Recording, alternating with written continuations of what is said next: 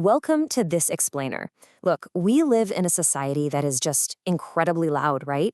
And undeniably fast-paced. Everywhere you look, people are rushing to speak, rushing to react, rushing to jump on the next big trend. But today, we're going to focus on a really fascinating anomaly. We're talking about the person who just sits back and quietly observes.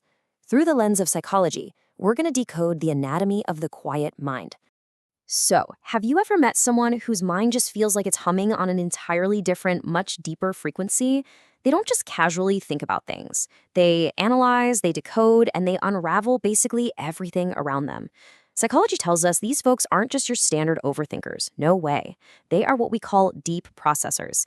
It's a rare type of person with some very specific and honestly highly effective mental wiring.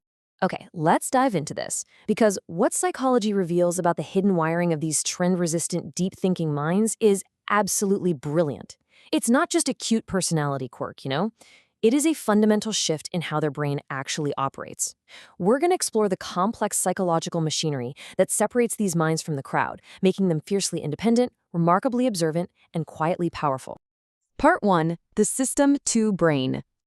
To really understand the quiet mind, we first have to look at how they fundamentally process the world every single day. Their brains actually prefer slow thinking over fast reactions. Psychologists call this cognitive gear System 2 dominance. Basically, it's the ability to just hit the mental brakes. They pause, analyze, and reflect, instead of just reacting on autopilot. And because of this specific mental wiring, these deep processors are so much calmer. When a complex problem pops up, they don't panic, they get highly strategic. The contrast here is just stark. It's like night and day. While the vast majority of people rush to react, making automatic, hurried decisions that leave them super easily manipulated by whatever the latest fad or outrage is, deep thinkers rely on that slow thinking. They don't rush decisions, they refine them. They take a deliberate moment to actually process and understand the situation. And that makes them emotionally controlled and literally incredibly hard to predict or manipulate. Part 2, the what-if engine. So deep thinkers fundamentally live in the what-ifs, not just what is. This is known as counterfactual thinking. It's the psychological process of actively imagining alternative outcomes and possibilities. And to be totally clear, this is not just daydreaming or staring blankly out a window. It is a rigorous, ongoing testing of ideas to predict consequences before they ever even happen in the real world. It all happens in this rapid, seamless sequence. First, they observe reality exactly as it is, but then they immediately start imagining alternate realities. Next, they predict the ripple effects of those alternatives. And finally, they funnel all of that data into some truly profound insight. By basically beta testing these alternate realities in their heads, they catch details and potential outcomes that the rest of us completely miss. And this brilliantly illustrates another mental superpower they have: associative integration. It's the mental ability to link totally unconnected concepts from totally different areas and merge them into brand new insights. Have you ever wondered why a quiet, deep thinker often gives advice that feels unusually wise and just remarkably accurate? Well, this is exactly why. They're connecting ideas that, to the rest of us, don't look connected at all. It's like a giant puzzle coming together. They literally see invisible bridges between concepts. But here's the catch. To run this kind of intense mental software, they absolutely require cognitive quiet. Too much noise, petty drama, or just constant stimulation, it basically crashes their system. But within that silence, they exhibit this incredibly high self-reflective capacity. They're constantly questioning their own thinking. And not out of insecurity. They do it to review their choices and update their beliefs, which makes them highly mentally flexible and emotionally mature. Part 3. Immunity to the crowd.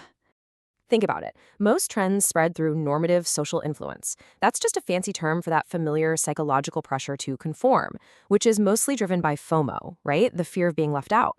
But trend-resistant, deep thinkers, they are practically immune to this. Why? Because they rely strictly on internal validation. They honestly don't need likes, attention, or social proof to feel confident.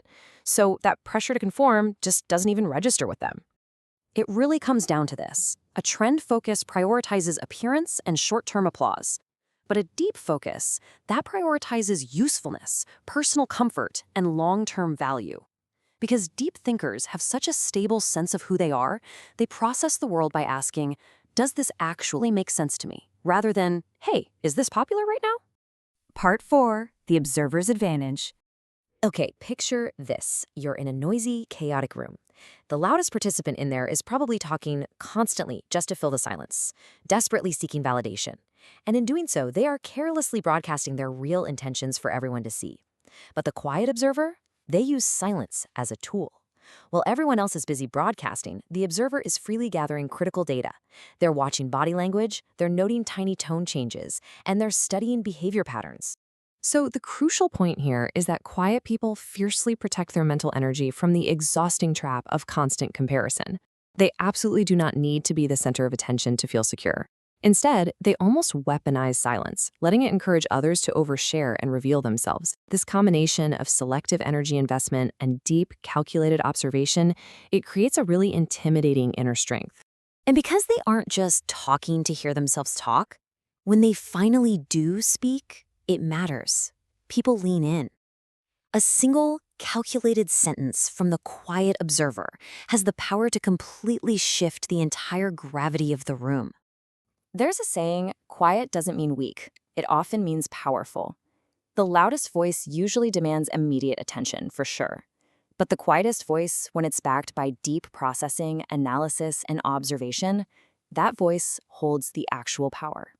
So, I want to leave you with a final, slightly provocative thought for the next time you walk into a crowded room. Take a second and ask yourself, honestly, are you the observer or are you the one being observed? Thanks for joining me for this explainer. If you value clear, structured insights into how the human mind actually works, make sure to hit that subscribe button. We take complex psychological concepts and break them down so you can immediately apply them to your own life. Subscribe now, and I'll catch you for your next psychological breakthrough.